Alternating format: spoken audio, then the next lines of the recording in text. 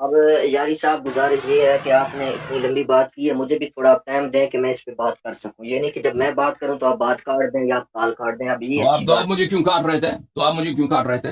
نہیں۔ آپ مجھے، اگر آپ مجھے نہ کاٹے ہوتے نا تو آپ کو حق تھا۔ حق تھا۔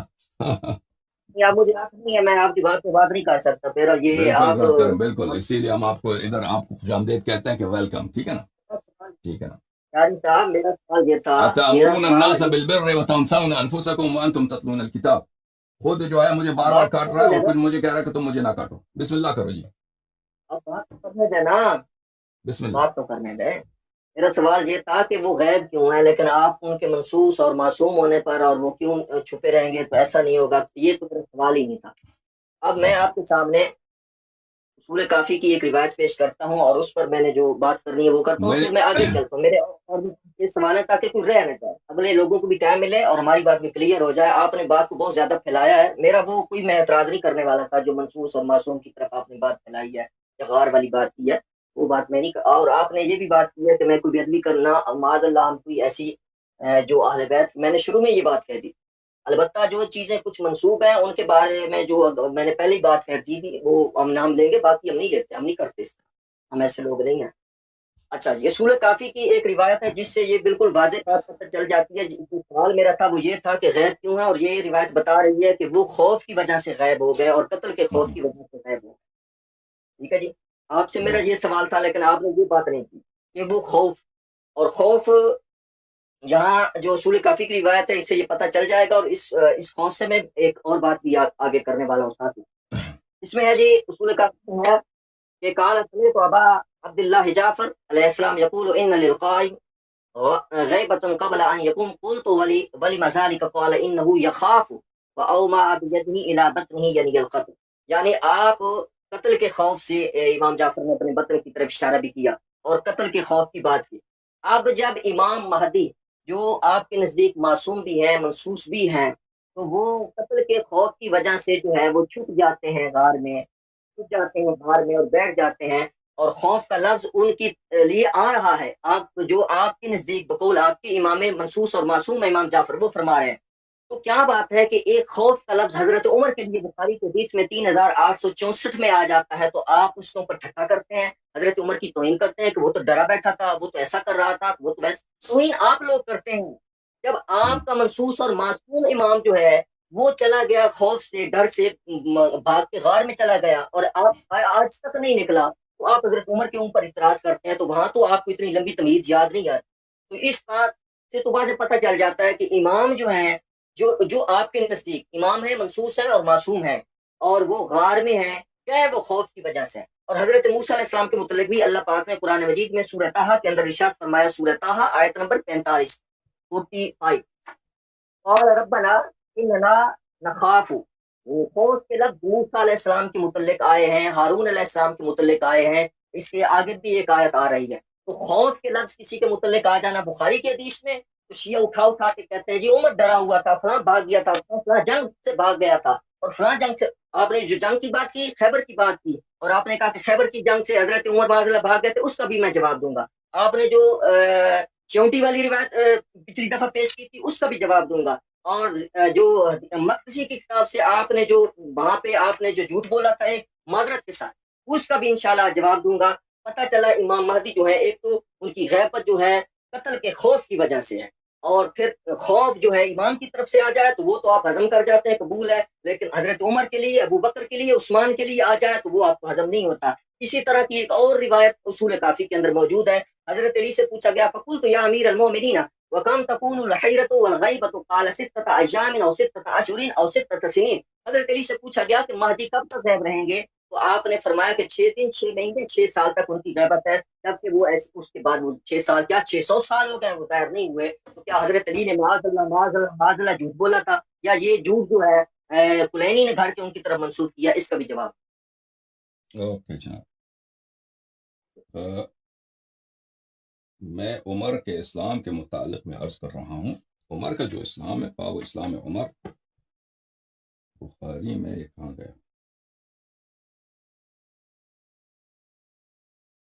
وہ میں نے جواب دے دیا اس کا۔ ہاں جواب آپ نے دے دیا، میری باری ہے نا۔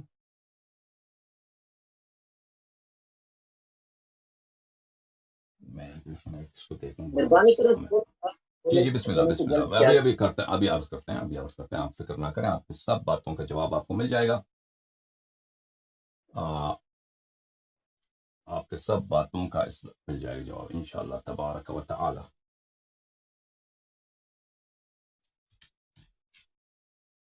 بخاری کی حدیث نمبر 3864 ہے, جو آپ نے پیش 3864. کی تھی. ہاں جی, اس میں آس بن وائل ہے, جس میں آپ نے ایک بیان میں بیان کیا. جی ہاں, 3864 صحیح فرمانا ہے. 3864 وہ روایت میں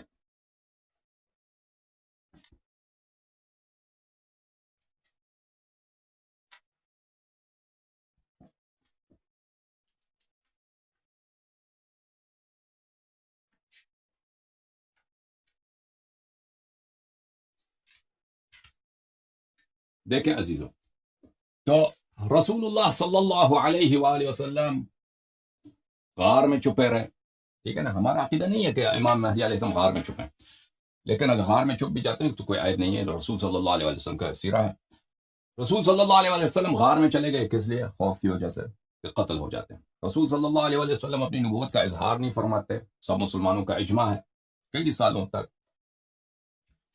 خوف کی وجہ سے. جو آپ نے خوف کا کہا ہے تو یہ نبی صلی اللہ علیہ وسلم اگر دشمن قوی ہیں, دشمن بہت آپ کے حاوی ہیں, اگر ان کے خلاف اور ان کے خلاف لڑنے کا ضرر زیادہ ہے, فائدہ کم ہے, اس سے اسلام تباہ ہو جاتا ہے, اسلام ختم ہو جاتا ہے, تو نبی اگر نہ لڑیں تو اس میں کوئی حرج نہیں ہے.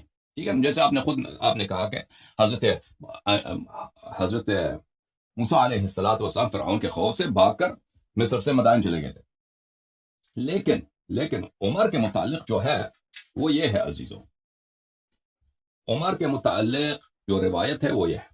یہ کتاب بخاری چاپ دار احیاء تراث العربی جو چھپی ہے سنہ 2001 میں. اچھا, یہ صفحہ نمبر 682 ہے, اور یہ باب ہے باب و اسلام عمر, کہ عمر مسلمان کیسے ہوا تھا. ٹھیک ہے نا, حدیث 3864.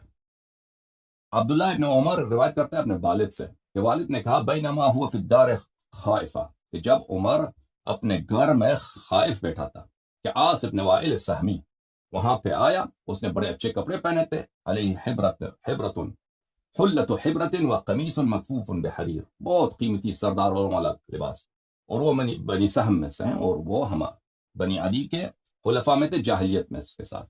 اس نے عمر سے کہا کہ کیا ہوا ہے تجھے؟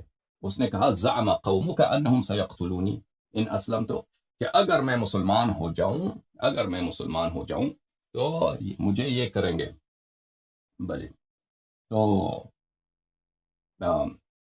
مجھے قتل کر دیں گے, مجھے قتل ہو جائے گا.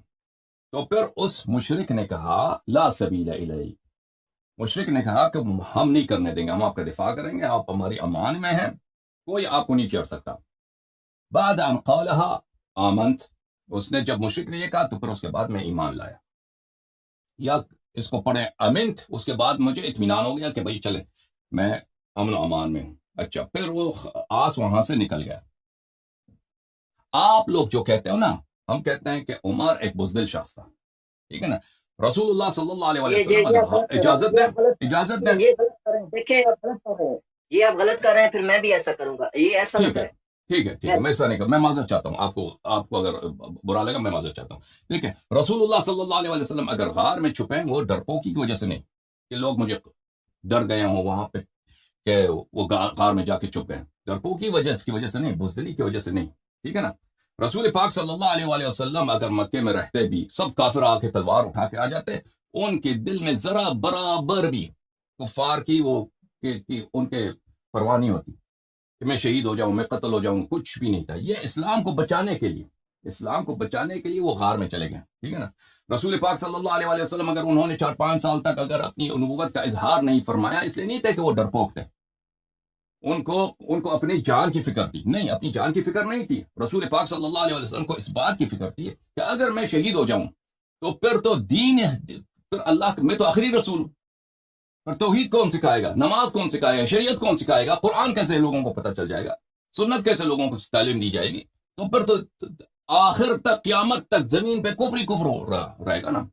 یہ تو دین کی بچانے والی بات ہے. وَإِلَّا کوئی شخص نہیں کہہ سکتا کہ رسول اللہ صلی اللہ علیہ وآلہ وسلم کو اپنی جان کے قتل ہونے کی فکر ہے. ٹھیک ہے نا.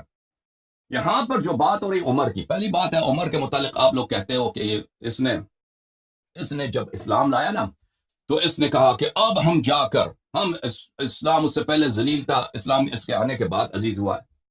اور آپ کہتے ہو کہ جس نے آ کر کہا ہے کہ اب ہم جو ہے اذان جو ہے اب چپکے سے دیتے، ہم جا کر علنا اعلان کریں گے. یہ اتنا بہادر آدمی تھا.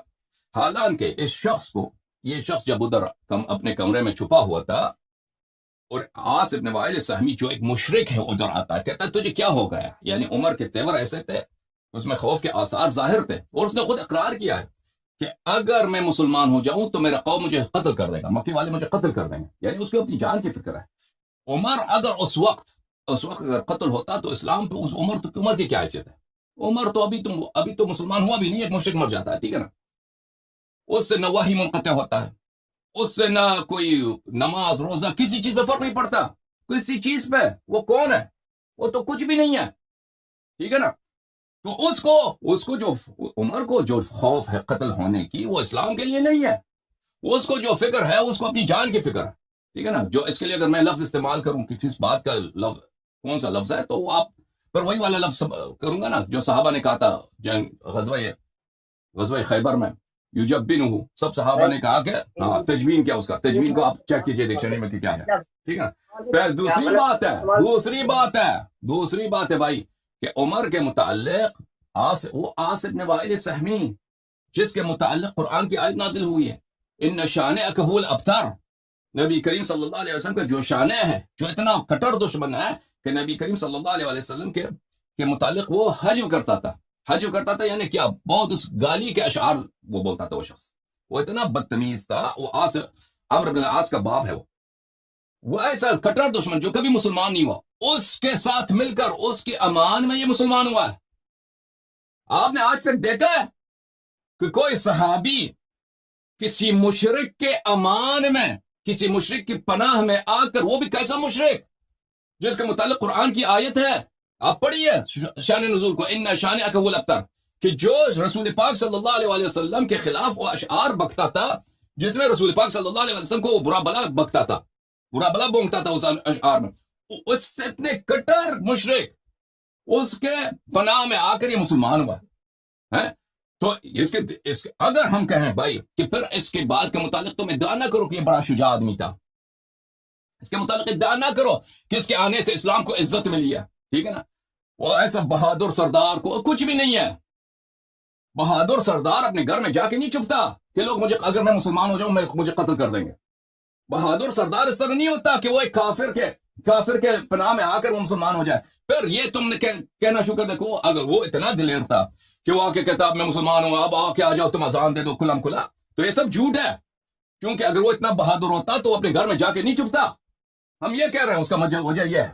وَإِلَّا اگر کوئی شخص ڈرے یہ طبیعی چیز ہے بھائی. اگر دشمن میرے گھر پہ بھی آ جائے نا، دشمن میرے گھر پہ، میں بھی ڈر جاؤں گا. حقیقت ہے. میں خود میں نہیں کہتا میں بڑا دلیر آدمی ہوں. اگر ادھر میرے گھر میں رہتا ہوں، ادھر مثلا دشمن آ جائے میرے گھر کو گھیرا میں لے لیں، شاید مجھے ڈر لگ جائے، لیکن میں کبھی ادعا نہیں کرتا پھر کہ میں جو ہے میں اسلام کو بچانے کے لیے میں تلوار اٹھ کے کھڑا ہو جاؤں کہ اب تم نے اذان دینا ہے، میں اسلام کا سردار ہوں. میں ادعا ہی نہیں کرتا. ہم اس بات کو نہیں کہتے کہ وہ کیوں ڈر گیا ہے. ڈرنا ایسی حالت میں یہ طبیعی چیز ہے. لیکن وہ خود کہتا ہے کہ جب کافر نے مجھے پناہ دی ہے تب میں ایمان لایا ہوں نا. تو کافر کے پناہ میں ایمان، یا یہ اس طرح پڑھو کہ کافر نے پناہ دی ہے تو میں نے امن کا احساس کیا. تو بھائی تو کافر کے پناہ میں وہ مسلمان ہوا. یہ تو لوگوں سے نہ چھپاؤ نا. رسول پاک صلی اللہ علیہ وسلم کے کٹر دشمن کے پناہ میں آ کر یہ مسلمان ہوا. اور اگر یہ کوئی سردار ہوتا، کوئی اہم شخص ہوتا مکے کے اشخاص تھے نا، سردار تھے وہاں پہ، لوگ امیر تھے، تاجر تھے، قبائل ان کا احترام کرتے تھے. اگر ایسا شخص ہوتا تو وہ اس کو مسلمان نہیں ہونے